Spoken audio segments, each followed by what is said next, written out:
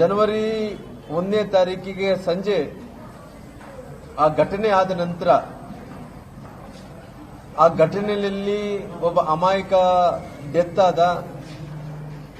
ಆ ಡೆತ್ ಆದಂತ ವಿಚಾರವನ್ನು ಇಟ್ಟುಕೊಂಡು ಮೊದಲನೇದಾಗಿ ನಮ್ಮ ಅಧ್ಯಕ್ಷರಾದಂತ ವಿಜೇಂದ್ರ ಅವರು ಅಲ್ಲಿ ಬಳ್ಳಾರಿಗೆ ಭೇಟಿಯನ್ನು ಕೊಟ್ಟು ನಮ್ಮ ಕಾರ್ಯಕರ್ತರಿಗೆ ಮತ್ತು ನಮಗೆ ಶಕ್ತಿಯನ್ನು ತುಂಬುವಂತ ಕೆಲಸ ನಮ್ಮ ಅಧ್ಯಕ್ಷರಾದಂತ ವಿಜೇಂದ್ರ ಅವರು ಮಾಡಿದ್ದಾರೆ. ಮರುದಿನ ಕೇಂದ್ರದ ಮಂತ್ರಿಗಳಾದಂಥ ಸೋಮಣ್ಣನವರು, ನಂತರ ವಿರೋಧ ಪಕ್ಷದ ನಾಯಕರಾದಂಥ ಸನ್ಮಾನ್ಯ ಅಶೋಕ್ ಅಣ್ಣನವರು, ವಿಧಾನ ಪರಿಷತ್ತಿನ ವಿರೋಧ ಪಕ್ಷದ ನಾಯಕರಾದಂಥ ಚಲವಾದಿ ನಾರಾಯಣಸ್ವಾಮಿ ಅವರು ಅನೇಕರು ಕೂಡ ಬಂದು ಆ ಗಲಭೆ ಬಗ್ಗೆ ಖಂಡಿಸಿ ಇವತ್ತು ಎಲ್ಲರೂ ಕೂಡ ನಮ್ಮ ಕಾರ್ಯಕರ್ತರಿಗೆ ಇವತ್ತು ಶಕ್ತಿಯನ್ನು ತುಂಬುವಂತ ಕೆಲಸ, ಧೈರ್ಯವನ್ನು ಹೇಳುವಂತ ಕೆಲಸ, ನಿಮ್ಮ ಜೊತೆಲಿ ನಾವಿದೀವಿ ಅನ್ನಂತ ಒಂದು ಗಟ್ಟಿಯಾದಂತ ಸಂದೇಶವನ್ನು ನಮ್ಮ ಅಧ್ಯಕ್ಷರು ಆದಿ ಹಿಡ್ಕೊಂಡು ಎಲ್ಲರೂ ಕೂಡ ಮಾಡುವಂತ ಕೆಲಸ ಮಾಡಿದ್ದಾರೆ. ಇವತ್ತು ಇತಿಹಾಸ ಅನ್ನಂಥದ್ದು ಯಾವತ್ತೂ ಕೂಡ ಅದು ಯಾರು ಕೂಡ ಮರಿಮಾಚಲಿಕ್ಕೆ ಸಾಧ್ಯ ಇಲ್ಲ. ಯಾಕಂದ್ರೆ ಇತಿಹಾಸ ಅನ್ನಂಥದ್ದು ಇವತ್ತು ಮರಳು ಕಳಿಸುತ್ತೆ ಅನ್ನೋದಕ್ಕೆ ಇದಕ್ಕಿಂತ ನಿದರ್ಶನ ಯಾವುದಿಲ್ಲ ಅಂತೇಳಿ ತಿಳ್ಕೊಂಡಿದ್ದೀನಿ.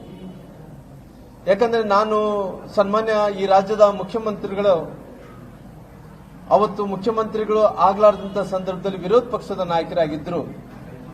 ಅವತ್ತು ಸನ್ಮಾನ್ಯ ಯಡಿಯೂರಪ್ಪರು ಕೂಡ ಮುಖ್ಯಮಂತ್ರಿ ಆಗಿದ್ರು. ಅವತ್ತು ನಾನು ಕೂಡ ವಿಧಾನಸೌಧದಲ್ಲಿದ್ದೆ.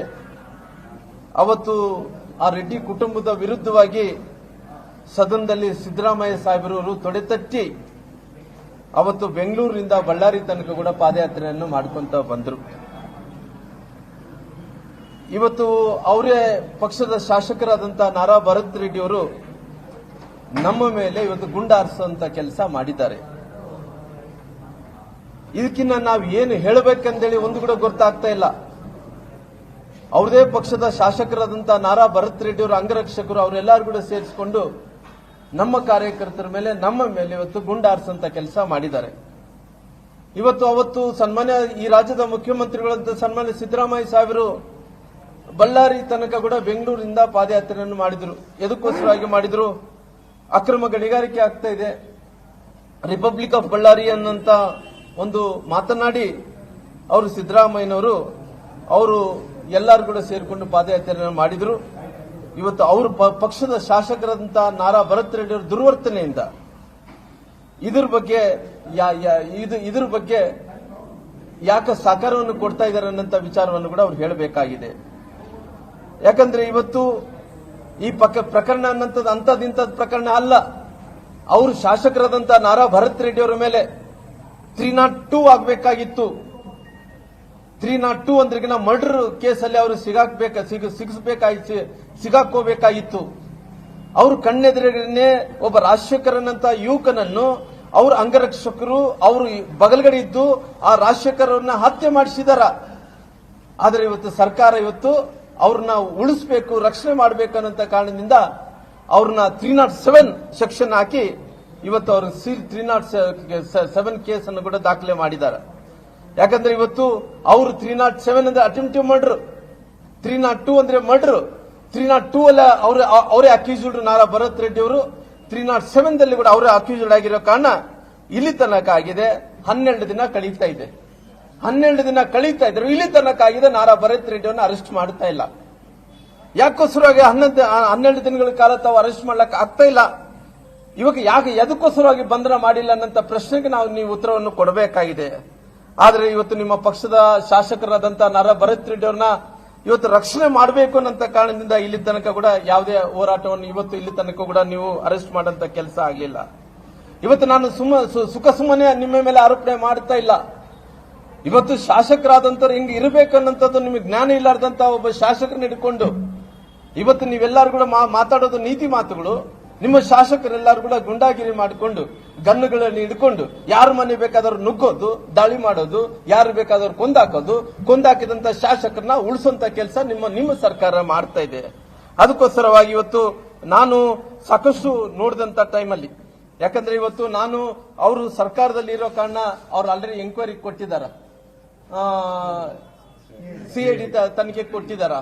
ಸಿಐಡಿ ತನಿಖೆ ಕೊಟ್ಟಂತ ಟೈಮಲ್ಲಿ ನಾವು ಇವತ್ತು ನಮ್ಗೆ ಏನೇನು ದಾಖಲಾತಿ ಇದೆನೋ ಎಲ್ಲ ವಿಡಿಯೋ ತುಣುಕುಗಳನ್ನು ಎಲ್ಲವನ್ನು ಕೂಡ ಕೊಡಂತ ಕೆಲಸ ಮಾಡಿದ್ವಿ. ಏನು ಇವತ್ತು ಬೆಳಗ್ಗೆ ಆದಂತ ಘಟನೆ ನಂತರ 2 ಗಂಟೆ ಆದಂತ ಘಟನೆ ನೋಡಿಕೊಂಡು 2 ಗಂಟೆಯಿಂದ 7 ಗಂಟೆ ಆದಂತ ಘಟನೆವರೆಗೂ ಕೂಡ ಆ ಹುಡುಗ ರಾಜಶೇಖರ್ ಸತ್ತಿರೋ ಅವತ್ತು ಆ ಸನ್ನಿವೇಶದಲ್ಲಿ ಏನು ತೀರ್ಕೊಂಡ್ರು ಅಲ್ಲಿ ತನಕ ಕೂಡ ಎಲ್ಲಾ ದಾಖಲಾತಿಗಳನ್ನು ಕೊಡಂತ ಕೆಲಸ ಮಾಡಿದ್ವಿ. ನಾನು ಮುಖ್ಯಮಂತ್ರಿಗಳಿಗೆ ನಾನು ಕೇಳ್ತೀನಿ, ಮುಖ್ಯಮಂತ್ರಿಗಳು ಇವತ್ತು ತಾವು ಬೆಂಗಳೂರು ಜಿಂದಾಲ್ ವಿಮಾನ ನಿಲ್ದಾಣಕ್ಕೆ ಬಂದ್ರಿ.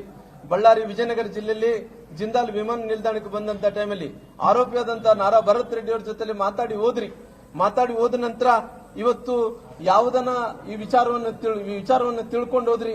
ಆದ್ರೆ ಇವತ್ತು ನೀವು ಆರೋಪಿ ನಂಬರ್ 1 ಆದಂತ ನಾರಾ ಭರತ್ ರೆಡ್ಡಿ ಜೊತೆಲಿ ಚರ್ಚೆ ಮಾಡ್ಕೊಂಡು ಹೋದ್ರಾಗ್ಲಿ, ಇವತ್ತು ಸತ್ತಂತ ರಾಜಶೇಖರ್ ಬಗ್ಗೆ ಏನನ್ನ ಒಂದನಾಗ್ಲಿ ಸ್ವಾಂತನ ಹೇಳಂತ ಕೆಲಸ ಮಾಡಿದ ರಾಜಶೇಖರ್ ಅವರು ಸತ್ತ ನಂತರ ಮುಖ್ಯಮಂತ್ರಿಗಳಾಗಿ ಇವತ್ತು ಹೇಳಬೇಕಾಯ್ತು. ನಿಮ್ಮ ಕಾರ್ಯಕರ್ತರಾದಂತ ರಾಜಶೇಖರ್ ಅವರು ಈ ಘಟನೆಯಲ್ಲಿ ಇವತ್ತು ಬೇರೆಯವರು ಗನ್ನಿಂದ ಹಾರಿ ಇವತ್ತು ಸತ್ತಿರೋ ಕಾರಣ ಇವತ್ತು ಮುಖ್ಯಮಂತ್ರಿಗಳು ಎಲ್ಲಿ ಕೂಡ ಸಾಂತ್ವನ ಹೇಳಂತ ಕೆಲಸ ಕೂಡ ಮಾಡಲಿಲ್ಲ.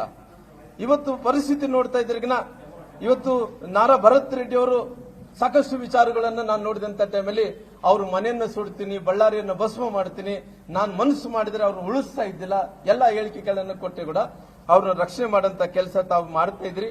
ಅದಕ್ಕೋಸ್ಕರವಾಗಿ ಇಷ್ಟೊಂದು ಇವತ್ತು ವಾತಾವರಣ ಇವತ್ತು ಕಲ್ಯಾಣ ಕರ್ನಾಟಕದ ಭಾಗದಲ್ಲಿ ಇವತ್ತು ಜನರೆಲ್ಲರೂ ಕೂಡ ರೋಸುತ್ತಿದ್ದಾರ, ಬಹಳಷ್ಟು ನೋವನ್ನು ಪಡಿತಾ ಇದ್ದಾರ. ಇವರು ಶಾಸಕರಾದಂತವ್ರು ಹೆಂಗೆ ನಡ್ಕೋಬೇಕನ್ನಂತ ವಿಚಾರವನ್ನು ಕೂಡ ಯಾರಿಗೂ ಕೂಡ ಅವ್ರಿಗೆ ನಡವಳಿಕೆಯನ್ನು ಗೊತ್ತಾಗ್ತಾ ಇಲ್ಲ ಅನ್ನಂತ ವಿಚಾರವನ್ನು ಹಿಡ್ಕೊಂಡು ನಾನು ನಮ್ಮ ನಾಯಕರಾದಂತ ನಮ್ಮ ರಾಜ್ಯಾಧ್ಯಕ್ಷರಾದ ವಿಜೇಂದ್ರ ಅವ್ರ ಜೊತೆಯಲ್ಲಿ ಕೂಡ ಸಾಕಷ್ಟು ಚರ್ಚೆಯನ್ನು ಮಾಡಿದ್ದೀನಿ. ಯಡಿಯೂರಪ್ಪ ಸಾಹೇಬ್ರ ಜೊತೆಲಿ ಕೂಡ ಸಾಕಷ್ಟು ಚರ್ಚೆ ಮಾಡಿದ್ದೀನಿ. ಕೇಂದ್ರದ ಮಂತ್ರಿಗಳಂತ ಪ್ರಹ್ಲಾದ್ ಜೋಶಿ ಅವರು ನಮ್ಮ ನಾಯಕರು ಎಲ್ಲರ ಜೊತೆಲಿ ಮಾತಾಡಿದಂತ ಸಂದರ್ಭದಲ್ಲಿ ಅವರು 17ನೇ ತಾರೀಕಿಗೆ ಸಮಾವೇಶ ಮಾಡಬೇಕು ಅನ್ನಂತ ಒಂದು ತೀರ್ಮಾನವನ್ನು ಬಂದಿರೋ ಕಾರಣ ಆ ಸಮಾವೇಶದ ಬಗ್ಗೆ ನಾನು ಚರ್ಚೆಯನ್ನು ಕೂಡ ಮಾಡಿದ್ದೀನಿ. ಸಮಾವೇಶ ಮಾಡೋಣ ಅನ್ನಂತ ವಿಚಾರ ಬಂದಂತ ಟೈಮಲ್ಲಿ ನಮ್ಮೆಲ್ಲ ಉಸ್ತುವಾರಿಗಳು ಹಿರಿಯರೆಲ್ಲರೂ ಕೂಡ ಹೆಂಗ್ ಮಾಡಬೇಕು ಏನ್ ಮಾಡ್ಬೇಕನ್ನಂತ ವಿಚಾರವನ್ನು ಕೂಡ ಆಲ್ರೆಡಿ ಅವರೆಲ್ಲ ವಿಚಾರಗಳೆಲ್ಲ ಪ್ಲಾನ್ ಅನ್ನು ಮಾಡ್ಕೊಂತ ಇದ್ದಾರೆ. ಅದಕ್ಕೋಸ್ಕರವಾಗಿ ಈ ವಿಷಯದ ಬಗ್ಗೆ ಇವತ್ತು ನಾರಾ ಭರತ್ ರೆಡ್ಡಿ ಅವ್ರನ್ನ ಇವತ್ತು ಹತ್ತತ್ರ ನಾವು 11 ದಿನ ಆಗ್ತಾ ಇದ್ರು ಕೂಡ 12 ದಿನ ಆಗ್ತಾ ಇದ್ರು ಇಲ್ಲಿ ತನಕ ಕೂಡ ಅರೆಸ್ಟ್ ಮಾಡಿಲ್ಲ. ಅವ್ರು ಶೀಘ್ರದಲ್ಲೇ ಅರೆಸ್ಟ್ ಮಾಡಂತ ಕೆಲಸ ಆಗಬೇಕು ಅನ್ನಂತ ಒತ್ತಾಯವನ್ನು ಕೂಡ ಮಾಡ್ತೀನಿ. ನೋಡ್ರಿ, ಇಲ್ಲಿ ತನಕ ಆಗಿದೆ, ಪಕ್ಷ ನಮಗೆ ಪಾದಯಾತ್ರೆ ಮಾಡೋ ಸಲುವಾಗಿ ನಮಗೆ ಪರ್ಮಿಷನ್ ಅನ್ನು ಕೊಟ್ಟಿಲ್ಲ. ನಮ್ಮ ಅಧ್ಯಕ್ಷರ ಹತ್ರ ನಾವು ವಿನಂತಿಯನ್ನು ಮಾಡಿಕೊಂಡಿದ್ವಿ. ನಮ್ಮ ಅಧ್ಯಕ್ಷರು ಹೇಳಿದಾರ, ನಾನು ಎಲ್ಲಾ ವಿಚಾರವನ್ನು ಮಾತಾಡಿಕೊಂಡು ನಿಮಗೆ ತಿಳಿಸೋಂತ ಕೆಲಸ ಮಾಡ್ತೀನಿ ಅಂತ ಹೇಳಿದಾರ. ನಮ್ಮ ಪಾರ್ಟಿ ಇವತ್ತು 17ನೇ ತಾರೀಕಿಗೆ ಸಮಾವೇಶ ಮಾಡಕ್ಕೆ ಅವಕಾಶ ಮಾಡಿಕೊಟ್ಟಿದೆ. ಇಲ್ಲಿ ತನಕ ಇನ್ನ ಏನು ಅಪ್ಡೇಟ್ ಆಗಿಲ್ಲ. ಅಪ್ಡೇಟ್ ಆದ್ರೆ ತಮ್ಗೆ ತಿಳಿಸೋಂತ ಕೆಲಸ ಮಾಡ್ತೀನಿ. ಅಲ್ಲ, ನಮ್ಮ ಪಾರ್ಟಿಯವರು ಚರ್ಚೆ ಮಾಡ್ತಾ ಇದ್ದಾರೆ ಏನ್ ಮಾಡ್ಬೇಕನ್ನಂತ. ಪಾರ್ಟಿ ಇಲ್ಲಿ ತನಕ ಇದೆ, ಸಮಾವೇಶ ಮಾಡಕ್ಕೆ ಅವಕಾಶವನ್ನು ಮಾಡಿಕೊಟ್ಟಿದೆ, ಪಾದಯಾತ್ರೆ ಮಾಡಕ್ಕೋಸ್ಕರ ಅವಕಾಶವನ್ನು ಮಾಡಿಕೊಟ್ಟಿಲ್ಲ. ಏನ್ ಇನ್ನು ಅಪ್ಡೇಟ್ ಇದೆ, ನಿನ್ನ ಸಮಯ ಇರೋ ಕಾರಣ 17ನೇ ತಾರೀಕು ಇವತ್ತಿನ ಸಮಯ ಇರೋ ಕಾರಣ ಇನ್ನು ನಾಳೆ ನಾಡ್ದ ಅಪ್ಡೇಟ್ ಏನ್ ಬರುತ್ತೆ ಅದು ತಿಳಿಸೋಂತ ಕೆಲಸ ಮಾಡ್ತೀವಿ.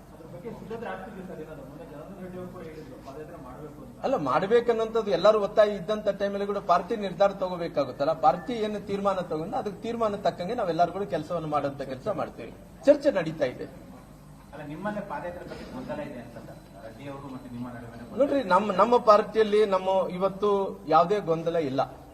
ಕ್ಲಿಯರ್ ಆಗಿ ನಾವೆಲ್ಲರೂ ಕೂಡ ಆ ಭಾಗದಲ್ಲಿದ್ದಂತ ನಾಯಕರೆಲ್ಲರೂ ಕೂಡ ಪಾದಯಾತ್ರೆ ಮಾಡಬೇಕಂತ ಹೇಳಿ ತೀರ್ಮಾನವನ್ನು ತಗೊಂಡಿದ್ದಾರೆ. ನಾವೆಲ್ಲರೂ ಕೂಡ ಕುಂತು ನಾನು ಜನಾರ್ದನ್ ರೆಡ್ಡಿ ಅವರು ಎಲ್ಲರೂ ಕೂಡ ಹೇಳಿದಂತ ಪ್ರಕಾರ ಅವ್ರು ಹೇಳಿದ್ರು, ಜನಾರ್ದನ್ ರೆಡ್ಡಿ ಅವರು ಕೂಡ ಇದು ಯಾವುದೇ ಪಾದಯಾತ್ರೆ ಮಾಡಬೇಕಂದ್ರೆ ಪಾರ್ಟಿ ತೀರ್ಮಾನ ತಗೋಬೇಕಾಗುತ್ತೆ. ನಮ್ಮ ರಾಜ್ಯಾಧ್ಯಕ್ಷರಾದ ವಿಜೇಂದ್ರ ಅವ್ರ ಹತ್ರ ನಾವು ಮಾತಾಡಿದಂತ ಸಂದರ್ಭದಲ್ಲಿ ಕೂಡ ಇಲ್ಲ ರಾಮ್ಲವರೇ, ನಾವು ಚರ್ಚೆ ಮಾಡ್ತಾ ಇದ್ವಿ, ಇದಕ್ಕೆ ತೀರ್ಮಾನವನ್ನು ತಗೊಂಡು ತಮ್ಮ ತಿಳಿಸುವಂತ ಕೆಲಸ ಮಾಡ್ತೀವಿ ಅಂತಾರ. ಅದಕ್ಕೋಸ್ಕರವಾಗಿ ಇನ್ನ ಚರ್ಚೆಯಲ್ಲಿದೆ. ಮುಂದಕ್ಕೆ ಏನು ಪಾರ್ಟಿ ನಮ್ಮ ಅಧ್ಯಕ್ಷರು ನಮ್ಮ ನಾಯಕರೆಲ್ಲರೂ ಕೂಡ ಏನ್ ತೀರ್ಮಾನ ತಗೊಂತಾರ ಅದ್ರ ಪ್ರಕಾರ ನಾವು ನಡ್ಕೊಂಡು ಹೋಗ್ತೀವಿ. ಧನ್ಯವಾದ.